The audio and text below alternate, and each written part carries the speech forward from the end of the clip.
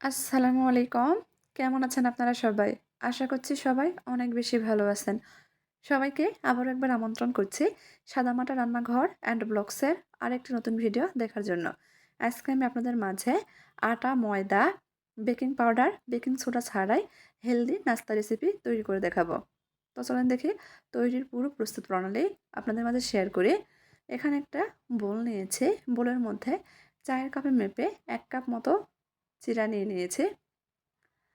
পর্যাপ্ত পরিমাণ পানি দিয়ে চিরাটা কষলে কষলে কয়েকবার ধুয়ে নিব। চিরার মধ্যে অনেক ময়লা থাকে, অবশ্যই ধুয়ে নিতে হবে। দেখেন কতটা ময়লা বের হয়েছে। পানি পাল্টে কয়েকবার ধুয়ে নিয়েছি। চিরাটা কিন্তু অনেকটাই নরম হয়ে গেছে। এখন এর মধ্যে হাফ কাপ মতো সুজি দিয়ে দিব। 1 কাপ চিরার জন্য এখানে হাফ কাপ সুজি ব্যবহার করেছি।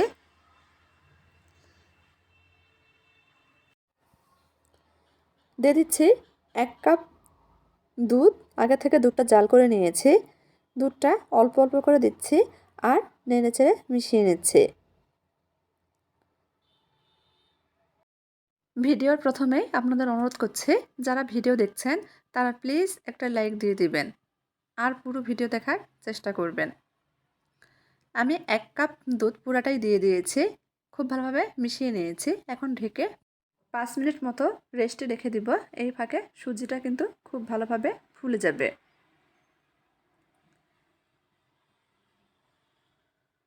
5 মিনিট পর দেখেন সুজিটা অনেকটাই দুধ টেনে নিয়েছে, খুব ভালোভাবে ভিজে গিয়েছে।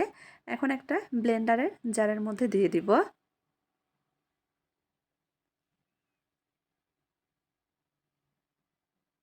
মিহি করে ব্লেন্ড করে নেব।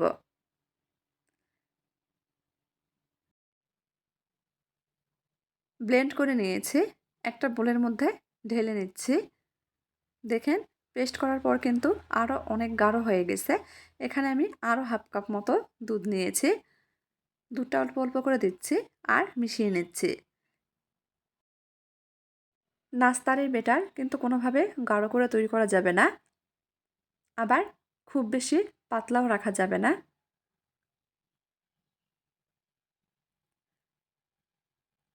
খুব ভালোভাবে নেড়েচেড়ে মিশিয়ে নিয়েছি। এখন এর মধ্যে স্বাদ মতো লবণ দিয়ে দিব। নেড়েচেড়ে মিশিয়ে নেব।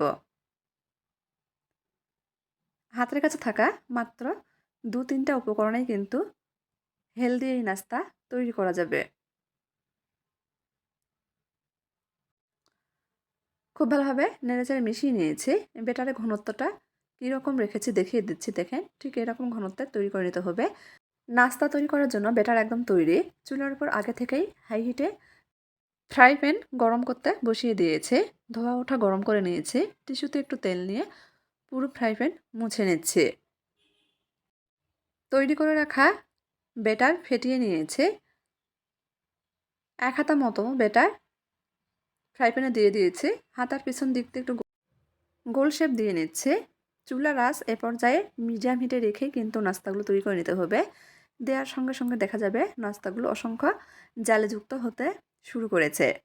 এখানে কিন্তু আমরা কোনো প্রকার বেকিং পাউডার, বেকিং সোডা কোনো কিছুই ব্যবহার করিনি। এগুলো ছাড়াই এই নাস্তাগুলো কিন্তু অসংখ্য জালেযুক্ত আর নরম তুলতুলে হবে। একেবারে হেলদি একটা ব্রেকফাস্ট বলতে পারেন।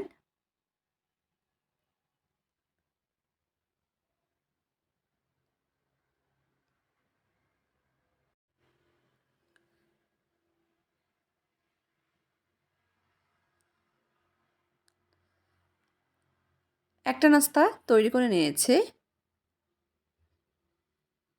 এভাবে আরও একটা তৈরি করে আপনাদের দেখিয়ে দিচ্ছি। হাতে মাত্র 5 মিনিট সময় থাকলে ঝটপট কিন্তু তৈরি করে নেওয়া যাবে। চাইলে বাচ্চাদের টিফিনও দিতে পারেন।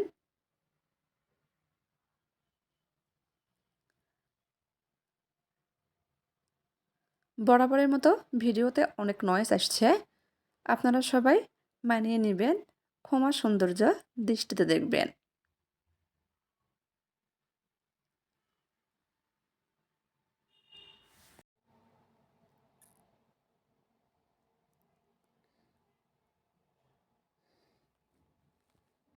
আমি সবসময় চেষ্টা করি হাতের কাছে থাকা ঘরোয়া উপকরণের রেসিপিগুলো আপনাদের মাঝে শেয়ার করার জন্য।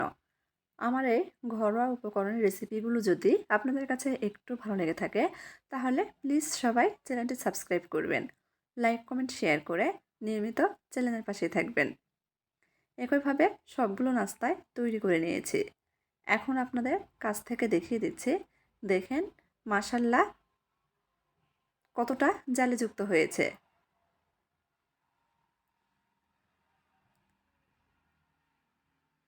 তো আজকের মতো এই পর্যন্তই। সবাই ভালো থাকবেন। আল্লাহ হাফেজ।